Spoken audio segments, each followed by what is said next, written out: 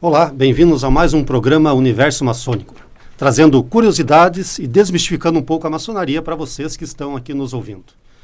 Hoje nós vamos falar um pouquinho sobre maçons escritores brasileiros e talvez alguns não maçons. Para isso eu estou aqui com o meu companheiro de sempre, o professor Hamilton, e também o nosso mestre em literatura brasileira, professor Marlos Geronasso. Tem vários programas de rádio, né, professor Marlos? Tem o Eureka no rádio. Seja bem-vindo, por favor, se apresente. Privilégio, professor Álvaro, nobre colega professor Hamilton também. Privilégio nosso estar aqui com quem está nos acompanhando e com a beleza desse estúdio. Estou conhecendo o estúdio aqui maravilhado. Muito feliz por esse privilégio às vésperas de um grande feriado, um bom feriado, um dia normal, sexta-feira para muitos, mas o dia do professor também. Então já vai esse abraço especial a quem ousa buscar a docência como elemento de vida. É isso aí.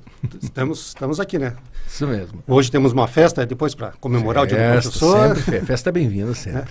Professor Hamilton esteja convidado para participar conosco lá depois. Muito obrigado, muito obrigado. Comida italiana, Comida italiana. Tutti buona gente. E como é dia do professor, o professor Marlos hoje vai dar uma aula para nós de literatura, então. Vamos ter uma oportunidade hoje de ter uma aula sobre literatura. O nosso programa, professor Marlos, é para tentar desmistificar a maçonaria. Né? Sim. Porque nosso público não são somente maçons, tem muitas pessoas que gostam, se interessam e querem saber. Então, na chamada do programa hoje, vamos começar desmistificando já. Tem dois nomes lá, Joaquim Nabuco e Casimiro de Abreu. Isso um mesmo. foi maçom e outro não. Quem foi não. e quem não foi? Vamos começar pelo Casimiro, o senhor Casimiro José Marques de Abreu. Né? Casimiro de Abreu é um poeta romântico, em um período de devaneios da vida brasileira. O curioso é que nós estamos no século XIX, né, nessa reflexão sobre o Casimiro, e esse século XIX, de 1836 a 1881, trouxe um Brasil diferente, influenciadíssimo, Álvaro, pela cultura portuguesa, também pela cultura francesa. A essa época, na Europa, a França dominava culturalmente, e os ideais da liberdade, da igualdade e da fraternidade estavam presentes para os românticos. Então surgiram as escolas do romantismo. A Alemanha, de Goethe, que trouxe um livro ultra sentimental. Esse livro foi proibido por muitos, porque era, na verdade, a ideia de um jovem suicida, porque ele não consegue resistir ao amor, que ele toma por completo e ele se mata. Né? Então, isso trouxe, assim, uma proibição, chamados escritores malditos. E Casimiro vai entrar nesse aspecto. Então, a Alemanha de Goethe, a França de Victor Hugo, mas Victor Hugo trouxe uma obra agradável, que mais tarde foi transformada em obra infantil, colega Milton, que foi justamente o Corcunda de Notre Dame, o Quasímodo. Imaginar a igreja de Notre Dame, e lá você tem a figura do Quasímodo. Mas ele escreveu que, para mim, é um dos meus 5 livros prediletos para a vida. Eu coloco a Bíblia como meu principal livro. Na sequência, vou com Dom Quixote e com Os Miseráveis. Os Miseráveis, de Victor Hugo, também é um clássico. E ambos têm um viés romântico. Esse ultra-romantismo, a entrega por amor. O Quasímodo, por causa da sua cigana, chamada Esmeralda, e Os Miseráveis, por Jean Valjean, que acaba se dedicando para uma garotinha, filha de uma moça que ele acredita ter prejudicado. E ele torna-se um pai desta moça e vai defender então a sua Cosette. É um amor que é um amor contínuo, perfeito. Então isso estava surgindo. Na Inglaterra surge uma obra que dá continuidade a Goethe. Na Alemanha, O Sofrimento do Jovem Werther, e ali na Europa, na Inglaterra, nós tivemos então Byron. E esse Byron fecha os ouvidos para o que estava acontecendo, nada de manifestações, nada de realidade cotidiana, nada de ausência de pão, nada de movimentos populares. O que eles queriam era viver o torpor da ausência de realidades. Então ele trouxe Byron, o byronismo, que mais tarde foi seguido exatamente por Casimiro. Eu já estou chegando nele. Então veja, nós tivemos essa volta toda e fomos ainda a Portugal, a influência mais forte, Alexandre Culano, Almeida Garré e Camilo Castelo Branco, com 2 obras bem conhecidas, Amor de Salvação e Amor de Perdição. Então 2 obras formidáveis, tudo nessa época acontecendo na metade do século XIX. Vem para o Brasil, num primeiro momento a influência da aristocracia brasileira, desses garotos, eram jovens, Eles estudavam na Europa, só a elite, né, Álvaro? Nós sabemos que a elite buscava 3 profissões, à época eram 2, a bem da verdade, o direito, sempre em primeiro lugar, em segundo lugar a engenharia e a medicina, que começava a ganhar força. Não tinha tanta força porque os médicos eram vistos ainda como açougueiros. Porque as práticas médicas eram cortou, sangra o bicho e pronto, né? Então, muito rudimentares. E vem essa influência romântica. Gonçalves Dias lidera esse movimento, ali nos idos de 1836 até 1844, 42 a 44, e depois, aí sim, surgem os ultrarromânticos, dos quais esta figura, Álvares de Azevedo, o ultrarromântico, líder, Fagundes Varela, Laurindo Rebelo e Casimiro de Abreu. Casimiro consideram-no o segundo grande poeta. O poeta adolescente, o poeta pueril. Na verdade, o poeta que os psicólogos que estão nos ouvindo dirão assim, aquele que não queria crescer. Por isso, o principal poema do Casimiro, que saudades que eu tenho da aurora da minha vida, da minha infância querida, que os anos não trazem mais. Com toda certeza nós todos ouvimos isso, porque isso é ensinado na segunda série. Me surpreendeu quando o Álvaro fez esse convite, eu comecei a investigar um pouquinho e de fato não descobri mesmo, Álvaro, você tem toda a razão, quando cita que ele não era maçom. Eu não descobri nada, não consegui, na minha detecção inicial, né, claro, buscar um pouquinho mais, você vai cavar um pouquinho mais, mas num primeiro momento eu diria que não. A bem da verdade, o Casimiro foi um desses que vagaram pela imaginação, pela busca de um amor impossível, que era o DNA do romantismo daquela época, e ele não teve condição alguma de extrapolar. Então, me parece que ele não teria sido maçom mesmo, porque ele está bem fora daquele universo. Ele vive assim, o mundo da lua. Olhar para ele está naquele olhar vago, pensando na vida. Então, ele é um poeta simpático. É um poeta simpático, é o poeta da saudade, o poeta das primaveras. Mas, sinceramente, ele não passa disso. Porque o movimento daquela época não permite, ele não consegue transcender essa evasão. E ele morre cedo. O curioso, nobres, é que esses poetas, via de regra, morreram muito cedo. O Casimiro e o Álvares de Azevedo, ambos, morreram com entre 20 e 21 anos. Eles morreram muito cedo, eles eram ainda garotos. Outros poetas, 24 anos, 24 como Castro Alves, aí já é diferente, porque Castro Alves, aí ele vai se aproximar. Faço agora a relação com Joaquim Nabuco. O Castro Alves vai se aproximar de Joaquim Nabuco, porque Joaquim Nabuco foi um outro, aí sim, um outro ideal de escrita, uma escrita voltada às pessoas, que já era a busca do realismo. Então, para quem busca literatura, estuda literatura, nós sabemos que nessa historiografia o romantismo surge no século XIX, entre 36 e 81, e 81 é a data-chave para o início do realismo, onde está Joaquim Nabuco, mas onde está um negro que foi perseguido também pela sua condição, um mulato, chamado Joaquim Maria Machado de Assis. Então, são essas coisinhas que começam a acontecer ali no cenário. E o Nabuco foi valioso porque ele ousou escrever obras abolicionistas. Então, ele se deteve em fazer o quê? Em trazer para as pessoas uma reforma daquela evasão, daquela fuga do tempo e do espaço, daquela situação subliminar, e como se fosse um choque. Disse, espera aí, podem parar com isso. Acordem, né? Despertem, parem com isso, ficarem com esse devaneio, olhando para as paredes, para o teto, e suspirando, e buscando a morte, porque era o que os ultrarromânticos faziam. Vejam a realidade, vejam o povo massacrado, vejam esses negros aqui. E nesse ponto aí, eu encontro, Álvaro, um DNA maçônico. Sim, exatamente. Que é a disputa, que é a luta, que é o esforço pela igualdade. Exatamente. Entre as pessoas. No livro O Abolicionismo, ele fala muito sobre a igualdade, né? Exato, isso mesmo. Um dos tópicos é isso. Por que ele defende a libertação dos escravos? Pela igualdade do ser humano. Ele teve um período da vida dele que ele viveu numa fazenda em Pernambuco, né? Exato. Então ele viu aquilo, não foi... Ele viu mas como era a escravidão mesmo. Sim, porque hoje nós citamos isso, porque o Brasil ainda agora, estamos falando de 2023, em outubro de 2023, e há alguns brasileiros, claro, isso é uma opinião minha, alguns brasileiros que dizem, não, o Brasil não é um país racista. O Brasil é um país racista. Na minha modesta visão, é um país racista. Eu digo sempre aos alunos, olha, preconceito racial jamais foi tema, por exemplo, do Exame Nacional do Ensino Médio. Eu digo, um dia isso vai ser tema. Se você entender como tema, compreenda que nós temos que eliminar o racista que mora em nós, que é o preconceituoso que mora em nós, né? Não só em relação ao racismo, outras coisas também, mas o racista que mora em nós. Aí eu brinco sempre, eu faço um exame de DNA. Procure a nossa origem. De onde? Ah, mas eu sou europeu. Não, você não é europeu puro. Né? Você vai ter outras origens. Tem com certeza. Né? Todos muita gente fala que, não, eu tenho sangue indígena, né? Não é. Na verdade é negro. Exatamente. É só pensar em como nós costumamos usar uma analogia de um banco. É um banco, você tem 4 perninhas. O colonizador lusitano chegou aqui, mas ele encontrou o índio, então você já tem 2 perninhas. Depois veio o negro, você tem a 3ª perninha. E aí você tem o europeu, a 4ª perninha. O europeu que não era o lusitano, outras etnias.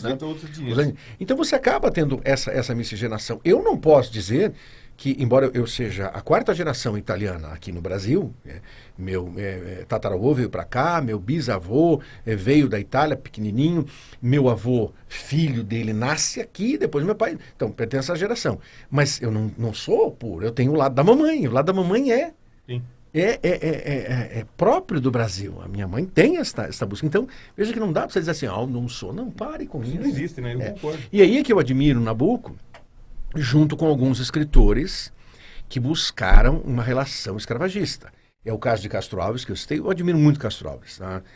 Castro Alves, embora tenha vivido 24 anos só, e a morte dele foi estúpida, ele vai pegar uma arma, está chateado, aborrecido com a vida, perdeu a namorada no Rio de Janeiro, ele volta para Bahia, volta para Curralim, e lá em Curralim ele está fazendo caçando pássaros, e em vez de ele atirar, distraído, ele vai pegar a arma e não consegue disparar, a arma escorrega e dispara cai no chão e dispara contra a perna dele.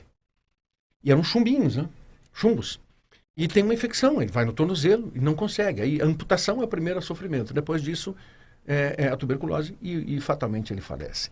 Mas ele foi quem nos trouxe um hino escravagista, que é justamente o poema maravilhoso chamado Vozes da África, com a canção que enobrece os indivíduos quando fala assim, sobre os negros nos navios negreiros, o navio negreiro. E o Joaquim Nabuco vem nessa esteira, ao lado de Souza Andrade, Joaquim de Souza Andrade e também de Tobias de Macedo, mais superficialmente, mas são os escritores que estavam ladeando o realismo brasileiro naquela época. Então, o Machado passa ao largo, porque a vida dele é outra situação, né? Machado passa ao largo, mas não é isso. Quando pensamos em Joaquim Nabuco, que eu admirei, nunca foi dos meus escritores prediletos, mas o que eu admirei sempre nele, junto com esse grupo, foi a defesa dos direitos dos negros em um país que impunha aos negros uma certeza: nasceu e morrerá escravo. Perfeito. E Joaquim Nabuco, ele era monarquista. Como é que ele tratava essa questão entre ele ser monarquista e, ao mesmo tempo, ser abolicionista? Pois porque normalmente os abolicionistas... Eu vejo que é um dilema na cabeça deles, porque a passagem da monarquia para a república, então ali estamos falando de 1880 em diante, né, 89 necessariamente, eu creio que eles ficaram em curto. Eu gosto de resumir essa passagem, talvez seja isso, aqui conjecturando, para quem está nos acompanhando, é uma conjectura, mas conjecturando que ele mais ou menos viveu como o custódio. Quem era o custódio? O Machadão, maravilhoso, em sua obra Esaú e Jacó, que traz essa diferença entre Pedro e Paulo, monarquia e república, há um episódio de um dono de uma padaria, de uma casa de comércio, chamado Custódio. E a tabuleta da placa dele já estava depredada, ele queria trocar, inclusive por causa do nome. Mas o grande dilema dele era se ele trocaria esta tabuleta para padaria da monarquia ou padaria da república. Porque ele começou a engendrar assim: se eu colocar padaria da monarquia, nenhum republicano vai pisar aqui, eu vou perder clientela. E se eu colocar padaria da república, nem o monarquista vai dizer: são modernos demais, esse pão é bom. Então, na verdade, ele ilustra porque não é o caso de Joaquim Nabuco, mas é o caso de muitos modestos que não estavam naquele momento, nos idos de 1880 a 1890, preocupados com monarquia ou república. Eles estavam preocupados na sua subsistência. Como eu subsistirei? Como eu terei condições financeiras para prosseguir a minha trajetória?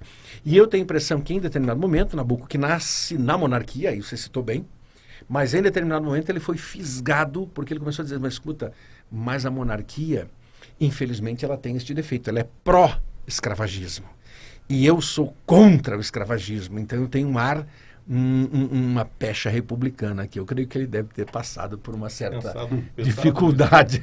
Tanto que depois da República ele foi um dos primeiros embaixadores do Brasil, né, nos Estados Unidos. Exatamente. E ele se dava muito com o Roosevelt, né? O Roosevelt visitou ele no Brasil, inclusive, recebia ele. Mas o professor falou um negócio interessante, professor Márcio, sobre essa questão isso é um negócio que a gente pode conversar mais, sobre esse antagonismo desses personagens, talvez interno, um antagonismo interno, porque teve André Rebouças também, que era negro, abolicionista também, Sim. e monarquista, tanto que ele se mudou do Brasil quando houve o golpe republicano, foi embora para a Europa e morreu lá na Ilha da Madeira. Né? Mas aí, me permita só citar, eu vejo isso como alguns, nesse momento no país, que insistem em questionar o sistema de cotas. Sim. E aí alguém vai dizer assim, não, mas eu sou contrário às cotas. Eu não vou entrar nesse mérito, porque eu preciso que a pessoa do outro lado tenha estudado bastante, números inclusive, né? Eu sou um defensor contínuo do sistema de cotas como uma política provisória, mas imprescindível para a igualdade de condições na sociedade brasileira. Não permanente. Não é permanente, não. Oxalá que as cotas não existam, por exemplo, em 2030. Daqui a 10 anos, 20 em anos. 2040, mas até que exista uma igualdade de condições, você precisa tratar os desiguais com igualdade. Você só trata os desiguais se você consegue dar alguma coisa. É a brincadeira aqui do estúdio. Nosso companheiro aqui, diretor de estúdio, ele sabe muito bem. Na TV, quando você tem uma pessoa mais baixa em relação à pessoa mais alta, eles colocam no chão um prático. Prático é uma mesinha. Que o sujeito tem que subir no prático, porque aí ele vai ficar uma diferença, não? Normalmente acontece isso com o apresentador e a apresentadora. Para a apresentadora não ficar tão baixinha, põe o prático aí. Ela só, opa. Tá igual. É mais ou menos isso. Então é bom. Sem o prático, que é o sistema de cotas, não dá certo. Claro que na cabeça de muitos não. É mérito. É uma outra bobagem, mas não precisamos discutir isso, mas é uma bobagem. Aí entra, como eu disse, faço questão do nosso ouvinte, são opiniões próprias, não são verdades. Eu costumo dizer que são as minhas realidades. Uma coisa é você impor uma verdade. Não é a verdade, é a minha realidade. Minha realidade é essa. Continuo ponto de vista, né? sustentando, claro. Não, isso aí é um outro debate, né? E seria realmente um debate, né? Eu achei isso interessante porque essa questão do curto, né? Que deve ter dado um curto na cabeça de muita gente. Com toda certeza, com toda certeza. Nesse sentido aí, não eles foi ficaram de cota. pensando nesse contexto. A única coisa que eu li do Joaquim Nabuco no segundo grau foi o abolicionismo. Né? Trabalho escolar, foi obrigado a ler, então a gente leu todos aqueles tópicos, o porquê que ele defendia a igualdade de cotas. Na época ele cita lá que o Brasil tinha 10 a 12 milhões de habitantes. Né? E ele pergunta, e esses 10 a 12 milhões são brancos? São negros? Sim. Ou a maioria são negros e não têm o direito? Então, que adianta fazer um censo? E a miscigenação. Exatamente. Justamente, aí é que entra o ponto. Por isso, vozes como Joaquim Nabuco foram interessantes. E aqui, para o nosso querido ouvinte, quem está nos assistindo também, não estou desmerecendo a Casimiro, mas é que o Casimiro serve para aquele momento em que você está divagando. A utilidade dele existe para isso. Agora, quando você pensa numa batalha, numa luta por conquistas sociais, o Casimiro não serve. Mas então vamos defender por que a gente botou o Casimiro ali na chamada. Justo. Porque nós estamos aqui para... falar sobre ambos, né? Não, sobre ambos e desvendar alguns mistérios da maçonaria. Né? Porque eu entro num site lá, de um site oficial, de uma loja, de uma potência oficial. Brasileiros maçons ilustres. Parece lá Casimiro de Abreu. Falei, opa, então eu vou colocar lá. Quero saber de onde ele veio. Né? Esses dias atrás, um colega nosso chegou lá para mim, você sabia que o Leonardo da Vinci era maçom? Opa! Daí eu falei, preciso pesquisar. Era? Falei, era? Perguntei para ele, quando começou a maçonaria especulativa? Que é aquela maçonaria quando são maçons não operativos, não pedreiros. Aceitar outras pessoas para a maçonaria. Oficialmente em 1717, mas a partir de 1600 já começam a entrar maçons que não eram pedreiros. De quando que o Leonardo da Vinci é? Bem antes. Já começa a pensar. Então você vê, sites que a gente acha que são confiáveis, às vezes não são. Né? Então é isso aí, é para avisar o pessoal. Um autor que vale a pena a dedicação, em alguns momentos, é Alencar. E aí Alencar, com esse terceiro nome, para falarmos alguns minutos, José Martiniano de Alencar, aí sim, aí você está diante do pai do romance brasileiro. E esse era maçom. Isso era robusto. Também era maçom. E robusto, porque o Alencar, ele passou por várias situações, mas ele inovou a ideia do romance, ele trouxe o romance. Porque quando nós falamos em Casimiro poeta, Nabuco também prosador, mas são prosas menores. Agora, quando entramos no romance, Aí você tem a construção de todo um estilo literário. Porque o Alencar conseguiu dividir, e aí as influências do pai, que era um maçom mesmo, essa pesquisa lá está, então é o senador Alencar, das bandas cearenses, e o José de Alencar dividiu a literatura em prosa em 4 partes. Isso é maravilhoso, ou seja, ele simplesmente disse assim, agora eu quero uma gaveta, essa gaveta eu terei romances românticos que são urbanos, que servem para a cidade, para as pessoas entenderem como é a cidade. Depois ele disse, bom, agora eu quero romances indianistas, eu quero ir para o universo dos índios. E ele trouxe 3 romances belíssimos. Não satisfeito, ele disse, não, agora eu quero buscar o romance romântico histórico. E ainda ele nos deixa de brinde também um outro romance que é voltado para as regionalidades.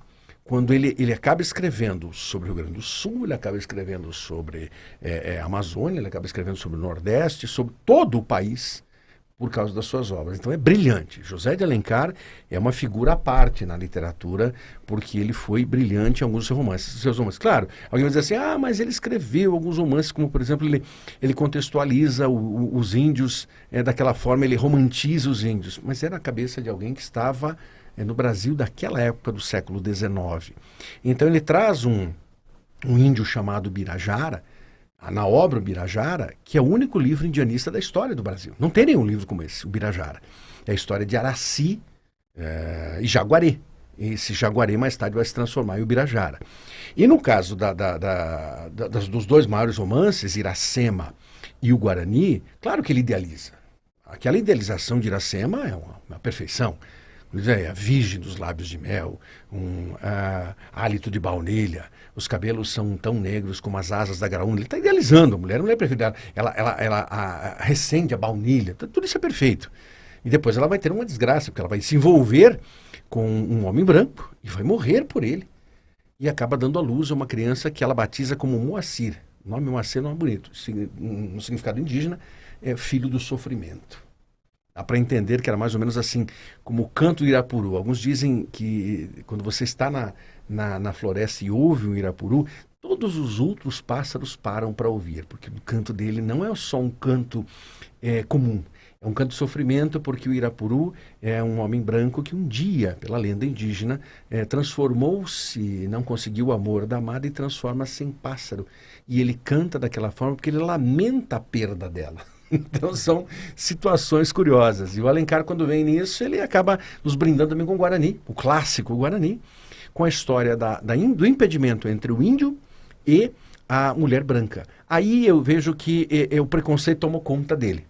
Porque se ele tivesse ousado, ele teria efetivamente unido Cecília e Peri. Não conseguiu. Então, Peri e Ceci, ele não faz isso. Mas é uma beleza de obra. Eu admiro muito Alencar, que exaltou a mulher. Aí, Álvaro, eu tenho a impressão que é um dos ideais da maçonaria, para vocês me corrigirem, por favor, professor Hamilton.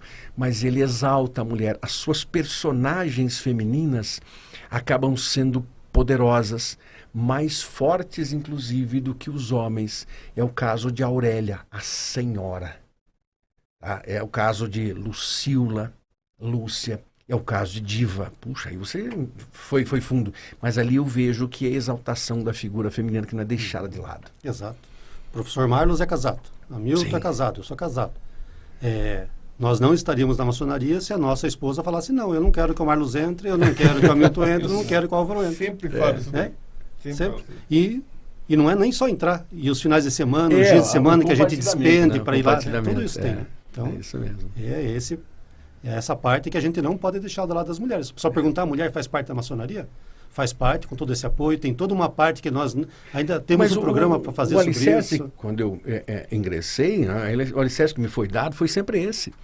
A família é essencial. A família está em primeiro lugar. Exato. Né? Então, é um pilar. É um pilar. Um dos mais importantes. Sim, é um pilar. É a base da sociedade, né? A sociedade começa ali. Você tem nesse sentido. Mas aí, claro, como eu disse, eu quero separar aqui aquele fã, mas eu tenho admirações por Alencar. Não algumas críticas sempre há, quando você começa a estudar a obra, mas algumas admirações em relação à estrutura do texto. Senhora é um livro que todos deveriam ler. Né? Por quê? Porque ele, naquela época, estamos falando de uma hora de 150 anos atrás, ele magicamente fez ali uma novela. Aliás, os romances de Alencar fundamentaram as novelas.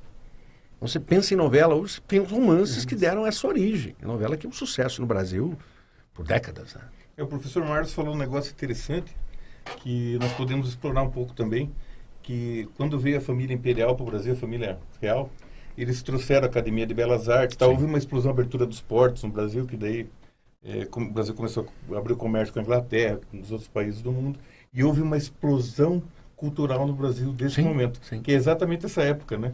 A influência foi muito grande. Né?